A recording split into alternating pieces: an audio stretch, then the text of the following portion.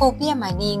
เป็นบริษัทขุดค้นทองและคำในเขตสัมปทานอยู่แขวงไชยสมบูรณ์คือโครงการขุดค้นปรุงแต่งทองคำหรือภูคำเขตสัมปทานนี้นอนอยู่ในสัญญาว่าด้วยการสำรวจและผลิตแร่ธาตุ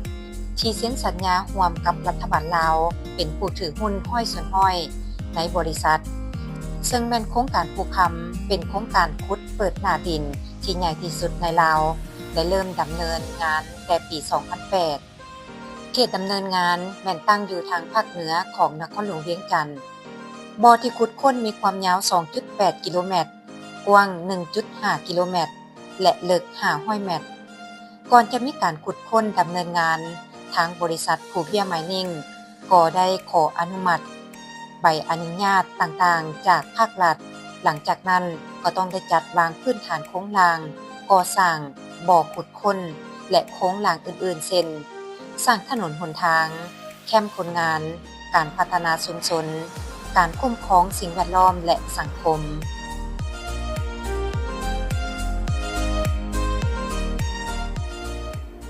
สำหรับเวียกงานพัฒนาชุมชนนี่ก็ได้จัดตั้งปฏิบัติมาเป็นเวลาหลายปีนับแต่ปี 2005 จนฮอดปัจจุบันแต่สำหรับผลสำเร็จแต่เฮาคันสิว่าก็พัฒนามาใน19ปีนี่ก็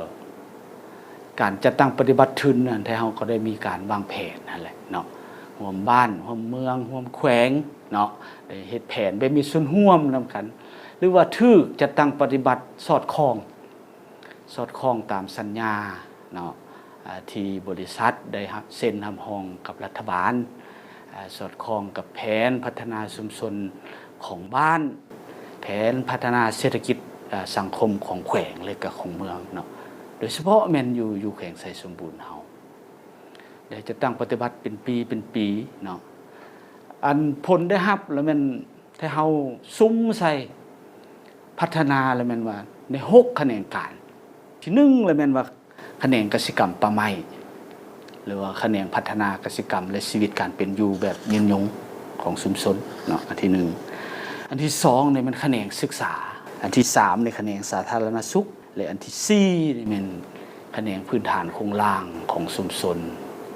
และอันที่5นี่มันการเข้าถึงแหล่งทุนและก็การพัฒนาธุรกิจขนาดน้อยและแขนงที่6แขนงสุดท้ายนั้นแม่นแขนงสร้างขีดความสามารถให้องค์การจัดตั้งที่เกี่ยวข้องของรัฐเนาะสิเป็นองค์การจัดตั้งอยู่ในขั้นชุมชนขั้นเมืองขั้นแขวงเนาะอันนี้แม่น6แขนงการหลักๆบริษัทภูเบียไมนิ่งได้จัดตั้งปฏิบัติโครงการปรับปรุงชีวิตการเป็นอยู่แบบยืนยงเพื่อส่งเสริมแผนงานทั้งหมดแม่นได้รับการสุขอยู่ให้มีการร่วมมือกันในการวางแผนปฏิบัติกับคู่ร่วมงานขันแขวงขันเมืองและขันบ้านพร้อมด้วยประชาชนในบ้านที่ถือคัดเลือกบริษัทภูเบียไมนิ่งได้ทุ่มเทเข้าในการพัฒนาชุมชนเน้นใส่การพัฒนาใน6แขนงหลักดังนี้กสิกรรมการศึกษาสาธารณสุขการสนองโครงสร้างพื้นฐานการพัฒนาธุรกิจท้องถิ่นและการเข้าถึงการเงินคือทางบริษัทภูเบียเนาะเพิ่นก็ได้เข้ามาอยู่ในบ้านของพวกเฮานี้เนาะเพิ่นก็ได้ซอยระบบพื้นฐานพื้นล่างเนาะเป็นต้นก็ถนนหนทางเนาะเพิ่นก็ได้ปูทางไปตรงให้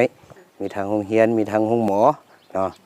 จะเป็นโครงการชุมชนหมู่เมืองต่างๆเนาะก็เพิ่นก็เป็นผู้ที่สร้างซอยทางอำนาจการปกครองบ้านเฮาเนาะถ้าจะเทียบไส้มื้อก่อนตอนที่ว่าบริษัทภูเบียบ่ทันได้เข้ามาอยู่นี้มันก็มีการแตกต่างกันหลายเนาะเพราะว่าเมื่อก่อนก็ถนนหนทางมันก็บ่สะดวกสบายเด้เพราะว่าบริษัทภูเบียนี่เริ่มแต่บริษัทภูเบียเข้ามากับปี 2005 เนาะปี 2005 ทางบริษัทภูเบียเพิ่นก็ได้เอาใจใส่เนาะเกี่ยวกับการพัฒนาชุมชนบ้านใกล้เคียงของบริษัทเนาะ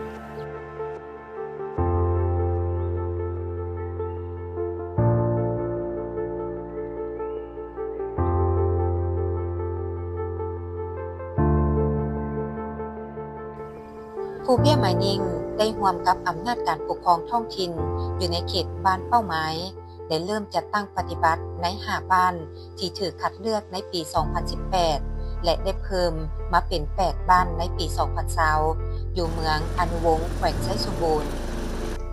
โครงการกสิกรรมชุมชนแม่นได้ขยายความเอา27บ้านภายใน7ตัวเมืองของทั้ง3แขวงได้แก่แขวงไชยสมบูรณ์แขวงเวียงจันทน์และแขวงบุรีคำไชโดยแม่การเฮ็ดกสิกรรมแบบยืนยงเช่นการปลูกฝังเลี้ยงสัตว์ได้เสริมสร้างรายรับให้แก่ชาวเกษตรกรใน8บ้านของแขวงไชยสมบูรณ์ถือว่าการพัฒนาที่เดี๋ยวนี้ทางบริษัทภูมิเบี้ยเพิ่นมาอยู่นี้แล้วแม่นประชาชนพวกเฮาก็มีหลายอันดีถึงว่าได้ฮักการพัฒนาบ่ว่าทางด้านพื้นฐานโครงล่างเนาะบ่ว่าห้องการบ่ถนนหนทางบ่หรือว่าทางศึกษาบ่ว่าทางอาคารอันต่างๆอีหยังแล้วแม่นพวกเฮาจะได้ฮัดหลายอย่างจากเขาเจ้าเนาะนอกเหนือจะหันแล้วเพิ่นยังให้เตนี้กันปลูกกันเลี้ยงให้แก่พ่อแม่ประชาชนแล้วก็ยังจัดสรรที่ดินให้แก่พ่อแม่ประชาชนอนาคตให้กลายเป็นสินค้าให้อาชีพยุนยงลาโนเหนือเจ้านี้เนาะก็เจ้ายังสร้างขึ้นมีกองทุนช่วยเหลือทุกอย่างของพ่อแม่ประชาชนภายในบ้านขึ้นเนาะแล้วแม่นั้นทางบริษัทเข้ามาอาจจะมีหลายๆอย่างที่เพิ่นมาช่วยพัฒนาให้แก่ประชาชนพวกเฮาเพื่อส่งเสริมเวียกงานการปลูกฝังเลี้ยงสัตว์จึงได้ซอกหาตลาดพ้องหับช่วยเหลือชาวเกษตรกรให้สามารถขายสินค้าเกษตรกรรมที่พวกเขาผลิตได้เป็นการสร้างรายรับให้แก่เขาเจ้าผลผลิตที่ได้รับการจัดลำดับความสำคัญคือการปลูกผักในเฮือนห่มปลูกหมักนัดปลูกอะโวคาโดและการเลี้ยงงัวการผลิตกสิกรรมปลูกฝังเลี้ยงสัตว์ได้เป็นทางเลือกในการดำรงชีวิตแบบยืนยงที่แท้จริงสำหรับท้องถิ่นในแขวงไชยสมบูรณ์ตอนทำอิฐนี่จะเป็นโครงไม้แล้วก็เป็นทุนผู้เบี้ยซอยเนาะซอยแล้ววันนี้ล่ะเพิ่นก็ลงมากดกะเบิ่งว่าเฮาเฮ็ดแท้ทำจริงแล้ววันนี้เพิ่นก็มาช่วยอีกช่วยยกขึ้นแล้วจะเป็นโครงเล็กเนาะแล้วก็จนดำเนินจนฮอดปัจจุบันนี้อันจำหน่ายก็คือว่าเข้าอันบริษัทผู้เบี้ยแล้วส่วนที่ว่าจากนั้นก็มีแต่ว่ายังบ่มีตลาดเนาะแล้วก็มีแต่ว่ามีแต่แม่ค้าเขาเจ้าอันต้องการแล้วก็ได้ส่งบางเวลาแล้วก็จะมีร้านอาหารแล้วก็ทางตลาดไชยสมบูรณ์จากการติดตามการประเมินผลของโครงการได้ปรับปรุงชีวิตการเป็นอยู่แบบยืนยงในการส่งเสริมการผลิตกสิกรรมได้รับการปรับปรุงและขยายตัวปีต่อปีใน3ผลผลิตกสิกรรมให้เป็นสินค้าแม่นมีตลาดท้องหับเซ็นได้ส่งขายในตลาดท้องถิ่นและส่งขายในโครงเขตบริษัทภูเบี้ยไมนิ่งในนั้นยังได้สุขยุส่งเสริมชาวเกษตรกรขนาดน้อยในชุมชนได้สร้างตั้งกลุ่มผู้ผลิตกสิกรรมให้เป็นสินค้าในอนาคตให้ได้หลายขึ้นผลสำเร็จหรือว่าการเปลี่ยนแปลงของชุมชนมีหยังแน่พัฒนามา19ปีเนาะก็บ่หมายความว่าสมบูรณ์แบบดอกเนาะก็เข้าใจว่าอันนี้ก็เป็นการประกอบส่วนในการพัฒนาชุมชนในการพัฒนาเศรษฐกิจสังคมโดยเฉพาะมันอยู่แข่งไชยสมบูรณ์ข้าพเจ้าสามารถเว้าได้ว่าอันที่1นี่มันว่าชุมชนเป้าหมายนี่มีชีวิตการเป็นอยู่ดีขึ้นและได้รับการพัฒนาหลายอย่างเนาะอันที่1อันที่2นี่ชุมชนนี่มีอาชีพคงที่หรือว่าอาชีพมั่นคงและมีรายรับเพิ่มขึ้นเนาะได้รับจากการขายผักจากการขายสัตว์ขายงัวขายควายขายหมักนัดหรือว่าขายผลปลูกอื่นๆเนาะอันนี้เป็นรายรับของประชาชนอันที่3นี่ชุมชนได้เข้าถึงการบริการเรื่องการรักษาสุขภาพมีสุขศาลาอยู่ใน2โรงงานนี้เนาะเอาได้สนับสนุนชุมชนสร้างสุขศาลาทั้ง2โรงงานนี้เนาะมีท่านหมอมาจากแขวงมาจากเมืองเนาะแล้วก็ประจำอยู่เฮ็ดการบริการหมายความว่านอกจากการบริการอยู่สุขศาลาแล้วแต่ละปีก็แม่น ได้สมทบกับแขวงกับเมืองได้ลงนะเพิ่นฮ้องว่าเฮ็ดการบริการแบบเคลื่อนที่รักษาสุขภาพเคลื่อนที่อยู่ในชุมชนเป้าหมายได้เฮานี่ก็คิดว่าชุมชนได้เข้าถึงการรักษาสุขภาพขั้นพื้นฐานอย่างต่อเนื่องอันต่อมานี้ก็แม่นว่าเวียกงานพื้นฐานโครงสร้างชุมชนเส้นระบบเส้นทางบ่โรงเรียนบ่หรือว่าห้องการบ้านบ่แม่นยังแถวก็ได้มีการพัฒนาสร้างเพื่อสร้างสิ่งอำนวยความสะดวกให้แก่ชุมชนได้เข้าถึงการบริการเนาะ เมื่อเว้าถึงการพัฒนาชุมชนแล้วบริษัทปูเปียไมนิ่งยังได้เห็นความสำคัญของการศึกษาสาธารณสุขเป็นเวียกงานหนึ่งที่ต้องได้เอาใจใส่พัฒนาด้านการศึกษาสาธารณสุขให้แก่ประชาชนในของเขตนั้นได้รับความสะดวกสบายในการปิ้นปัวและให้ลูกหลานมีอาคารสถานที่ห้องเรียนที่ดี การพัฒนาเวียกงานการศึกษาที่ทางบริษัทภูเบียไมนิ่งเพิ่นได้ตอบสนองเป็นต้นแม่นอันที่1ถือว่าพื้นฐานโครงสร้างอยู่โรงเรียนมศของพวกเฮานี้ก็ถือว่าเพียงพอเนาะก็ถือว่าบรรจุนักเรียนได้เพียงพอดีเนาะและก็มีหอพักให้บรรดาครูอาจารย์ที่มาจากแห่งอื่นหรือว่าเมืองอื่นมาประจำการอยู่โรงเรียนมศของพวกนี้ก็ยังได้ตอบสนองอุปกรณ์การเรียนการสอนเนาะให้ครูอาจารย์จำนวนหนึ่งโดยเฉพาะเป็นตอบสนองคอมพิวเตอร์ระยะผ่านมานี่17เครื่องเนาะเพื่อเฮ็ดให้เวียกงานด้านวิชาการของพวกเรานี้ถือว่าดีขึ้นแต่นอกจากนี้เนาะก็ถือว่าทางบริษัทเพิ่นก็ยังได้สนองเกี่ยวกับเวียกงานกีฬาเนาะอุปกรณ์กีฬาและพิเศษในสงเหียน 2024-25 นี้เนาะ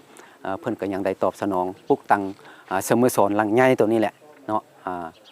ให้ทางโรงเรียนเนาะบริษัทเพิ่นก็เห็นความสำคัญต่อเวียกงานการศึกษาเพิ่นจึงได้ขยายอาคารสถานที่ขึ้นตืมเนาะแล้วก็ได้แยกจากโรงเรียนประถมอนุบาลเนาะมาเป็นโรงเรียนม.ต้นต่างหากเนาะอันนี้ก็ถือว่าเป็นเฉพาะเวียกงานการศึกษาของพวกเรานี่มีความคืบหน้าดีขึ้นแล้วครับ